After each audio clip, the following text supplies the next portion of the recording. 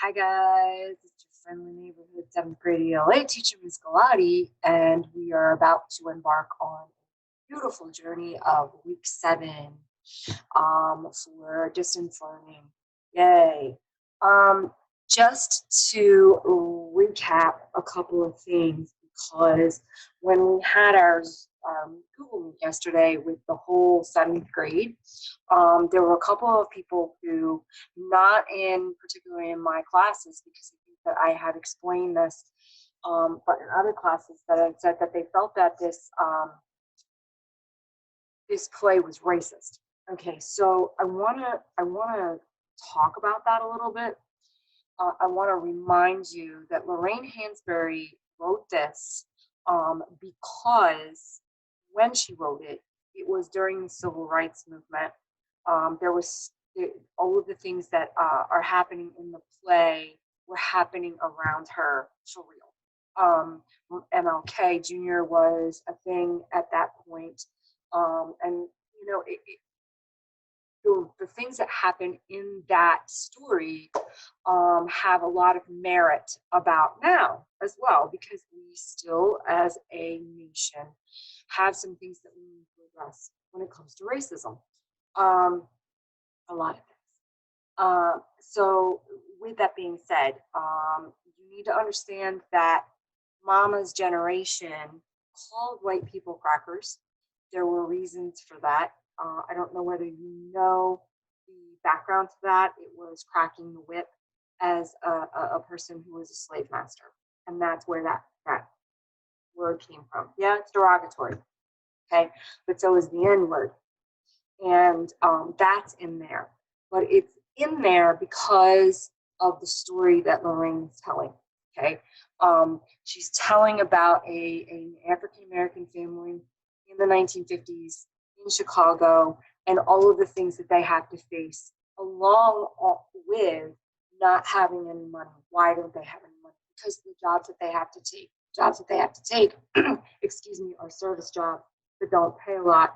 Why don't they pay a lot? You can really think about this very deeply, but I wanted to address that so that you knew that this is the reasoning behind it, and take it with you about some of the things that have been happening in our country now, because there are things that are happening, if you're aware of them, that do have some, some things in it that we need to address according to racism. Okay, so with that being said, we're going to start, and I'm going to share my screen. So this week's lesson is going to be, and I'm going to show you from subunit 2. So here's your Raisin in the Sun subunit 2. And we're going to go to, we're skipping flex day. We're going to go to lesson 11, okay? Work out loud, which is tab or activity 2, whichever one you want to call it. It's called What Has Walter Been Up To? Okay? So again, it is subunit 2, lesson 11, and we're going to start with tab 2.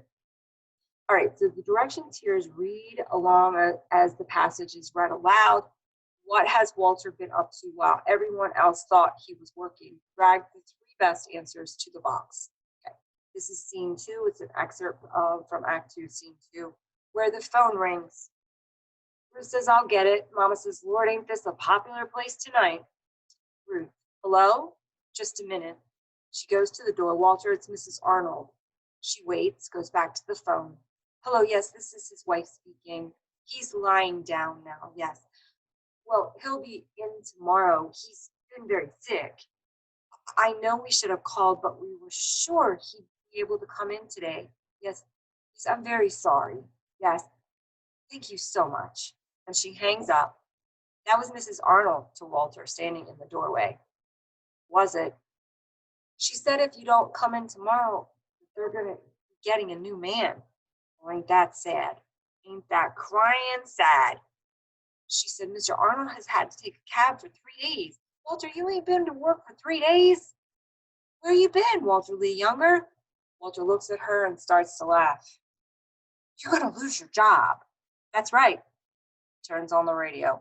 Oh, Walter. And with your mother working like a dog every day? A steamy beep tears pours into the room. That's sad too. Everything is sad. What you been what you been doing for these 3 days, son? Mama says. Mama, you don't know all the things a man what got leisure can find to do in this city. What's this, Friday night? Well, Wednesday. I borrowed Willie Harris's car and I went for a drive. Just me and myself, and I drove and drove. Way out, way past South Chicago. I parked the car and I sat, looked at steel mills all day long. I just sat in the car and looked at them big black chimneys for hours. Then I drove back and I went to the Green Hat. Thursday, I borrowed the car again and I got in it and I pointed it the other way and then drove the other way for hours, way up to Wisconsin. And I looked at the farms. I just drove and looked at the farms. And I drove back and I went to the Green Hat. Today I didn't get the car. Today I just walked all over the South Side. And I looked at the Negroes and they looked at me. Finally, I just sat down on the curb at 39th and South Parkway and I just sat there and watched the Negroes go by. And then I went to the Green Hat. You all sad? You all depressed? You know where I'm going right now. He goes out quietly. Oh, Big Walter, is this the harvest of our days, Mama says. You know what I like about the Green Hat, Walter says. I like this little cat they got there who blows the sax. He blows. He talks to me. He's about 5 feet tall, and he's got a conked head, and his eyes is always closed. And he's all music. Conked means that he straightened his hair. Mama rising and getting some papers out of her handbag. Walter, and there's this other guy who plays the piano, and they got a sound. I mean, they can work on some music. They got the best little combo in the world in the Green Hat. You can just sit there and drink and listen to them 3 men play. You realize that don't nothing matter worth a damn. Just being there. I've helped do it to you, haven't I, son? Walter, I've been wrong. Nah, you ain't never been wrong about nothing, Mama. Okay, so where has Walter been? Okay, sitting on the curb and watching people walk by, applying for jobs at the steel mill, which he didn't. He just watched the steel mill. Driving out to the country, going to the Green Hat to listen to music, working as a driver for another family. Obviously, he hasn't shown up for work, okay? So pick the 3 that are correct and go to tab 3. Those questions here, what does Mama mean when she says to Walter, I've been doing to you what the rest of the world's been doing to you? And why does Mama give Walter the money? Okay, so there's a spoiler alert. Scene 2. Listen to me now. I say I've been wrong, son. That I've been doing to you what the rest of the world's been doing to you. She turns off the radio. Walter stops and he looks up slowly at her and she meets his eyes. What you ain't never understood is that I ain't got nothing, don't own nothing. I ain't never really wanted nothing that wasn't for you. There ain't nothing as precious to me. There ain't nothing worth holding on to. Money, dreams, nothing else. If it means it's gonna destroy my boy. She takes an envelope out of her handbag and puts it in front of him. And he watches her without speaking or moving.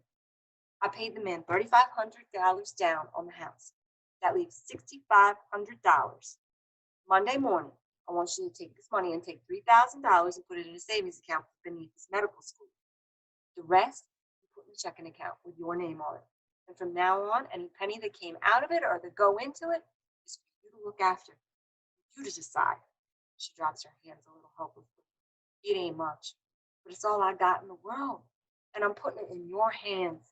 I'm telling you to be the head of this family from now on, like you're supposed to be. Walter's staring at the money. You trust me like that, Mama?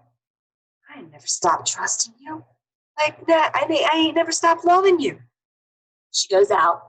Walter sits looking at the money on the table, and finally, in a decisive gesture, he gets up and in mingled joy and desperation, picks up the money. At the same moment, Travis enters the bed. What's the matter, Daddy? You drunk? Walter sweetly, more sweetly than we've ever known him. No, Daddy ain't drunk. Daddy ain't gonna ever be drunk again. Well, good night, Daddy. The father has come from behind the couch and leans over, embracing his son. Son, I feel like talking to you tonight. About what?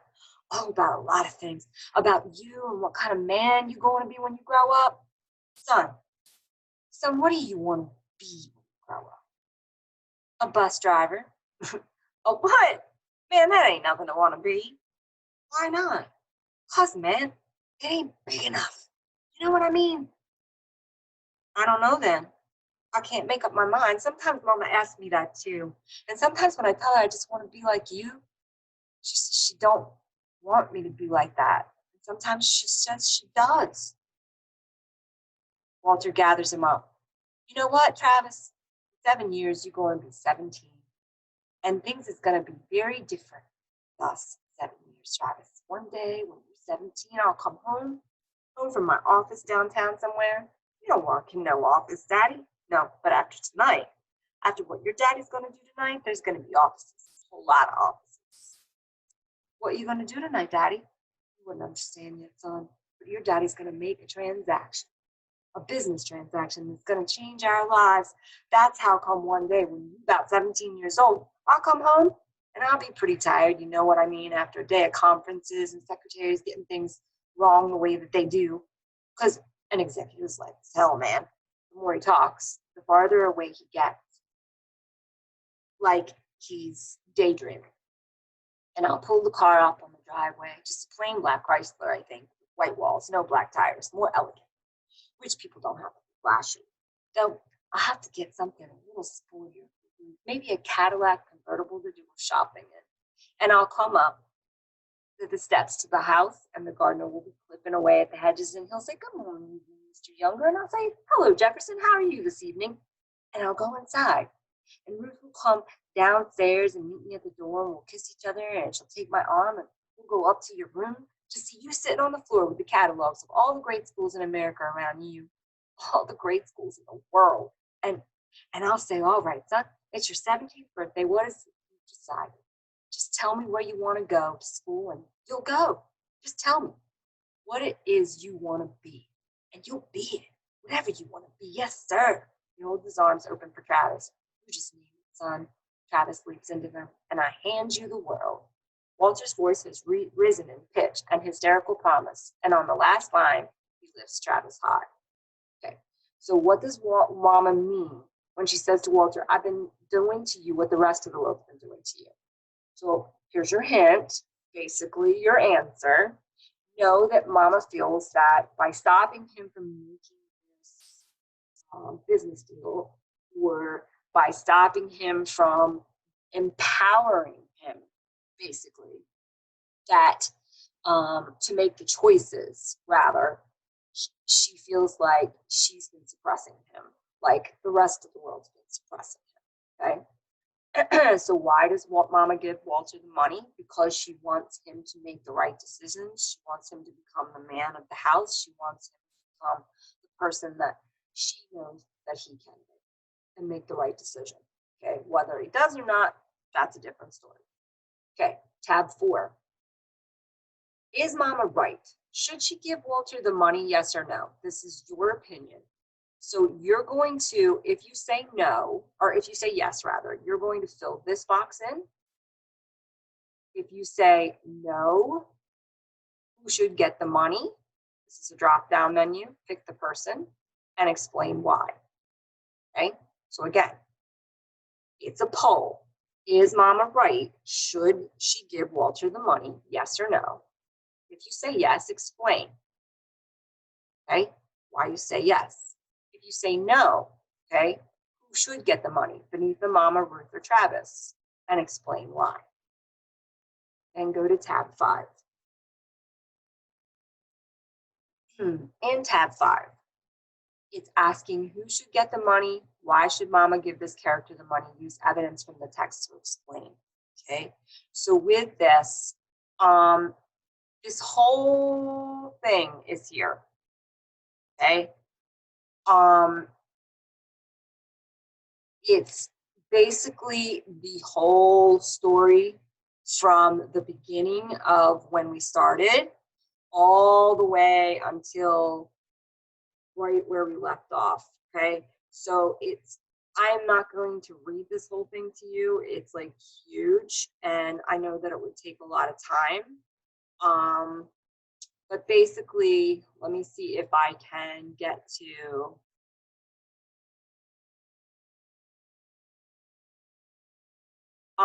So basically it goes through every single thing.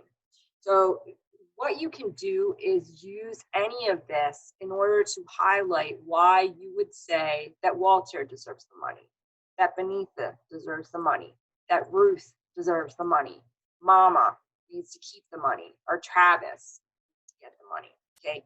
Whatever you say, you need to go back and think about what has happened in the story thus far and actually explain with evidence from the text why that character that you picked should get the money. Okay. So I hope that makes sense. Then we're going to go to tab 6. And this question has 2 parts. Okay. Part 1, think about how Walter's words and actions have impacted Mama in this scene. What is the most likely reason Mama gives Walter the money? And which quote offers the best evidence to your answer in part 1? Okay, so in this, she wants him to pay for Benita's education. She wants him to feel like she and the world see him as capable. She wants him to understand how generous he is. She feels guilty and hopes the money will stop his drinking.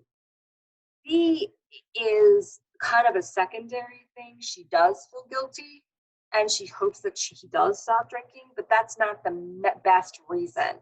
The reasoning behind this is that she wants him to feel like he's capable, as evidenced by the fact that she tells him that she feels like she's been doing what the rest of the world. And then part 2, the best quote that offers that evidence is, from now on, any penny that comes out of it and goes into it, meaning the bank account, is for you to look after and for you to decide. Then hand that in. Do not forget, when you see these maroon hand in buttons, to go ahead and do that, because otherwise I cannot see that, okay, until you do hand it in. All right, so that was the exit ticket.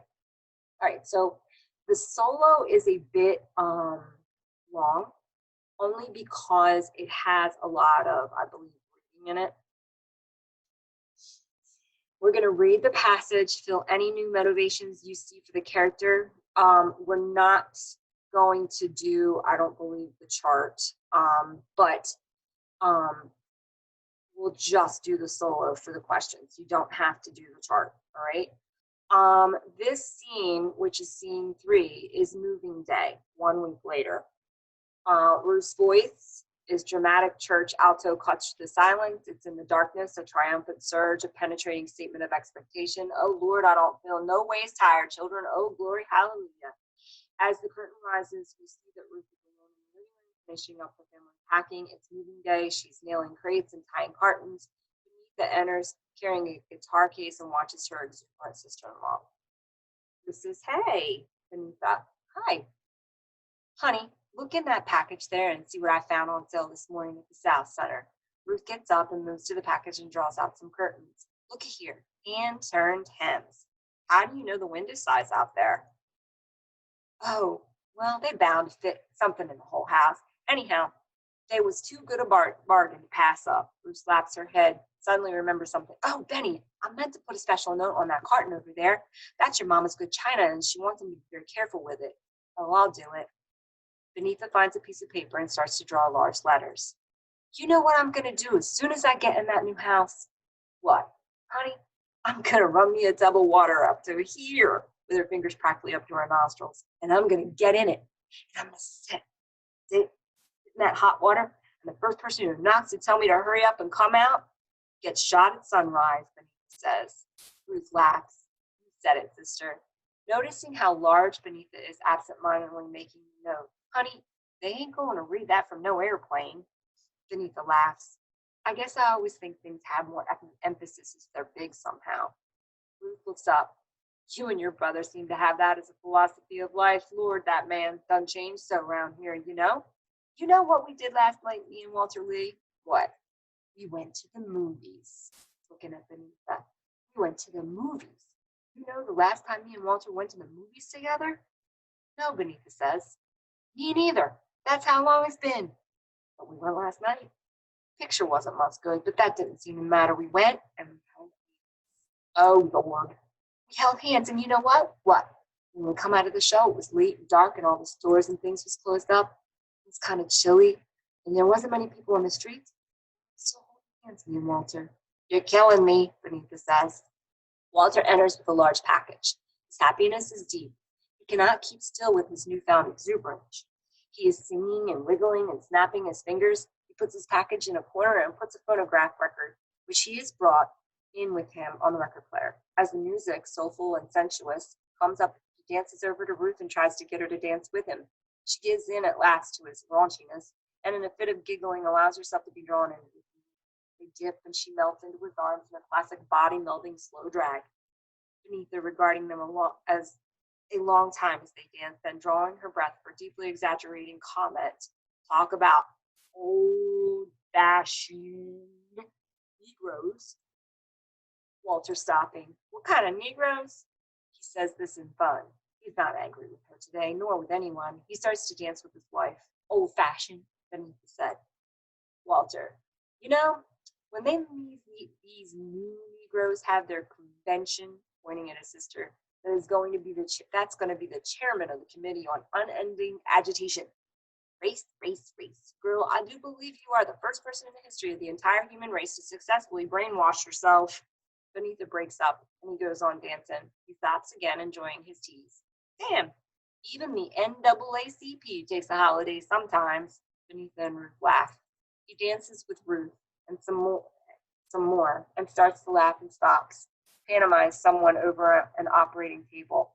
I can just see that chick someday looking down at some poor cat on an operating table, and before she starts to slice him, she says, by the way, what are your views on civil rights down here?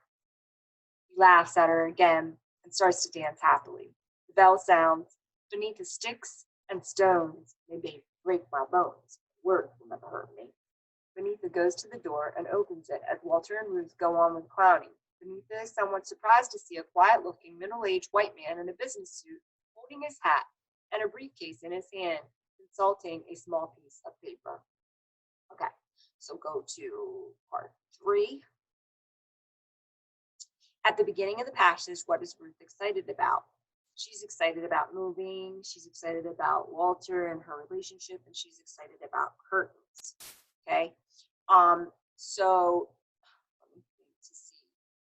Yes, so basically you're going to drag and drop those. That'll be B, D, and E. Save and continue. Make sure that you save and continue. Go to card 4. This question has 2 parts. Which room in the new house does Ruth Warren use first? The bathroom. And why is that so important? So remember from the beginning of the story when they have to share a bathroom and everybody has to get in and out of it very quickly and nobody has any time to relax. So basically that would be that answer to that question. Go to card 5. Which most closely describes how Walter is acting in the passage? He's very relaxed. He's not depressed, self-pitying, or concerned. He's very relaxed. He's actually happy. You see that in Walter at this point with actually the first time. Go to card 6. In this scene, Walter doesn't seem to think Beneatha ever stops talking about what. So he's teasing her because she thinks that it's very important that that the race problem get addressed. So with that, you hand that in. That is the solo for lesson 11 for this week. Okay, and so that you know, make sure that you hit that button. Right. All right. So that would be it. That is the lesson for this week. And if there are any questions or concerns, hit me up on the mind, hit me up on Schoology. You can I have some of you do that. Whatever you need to do.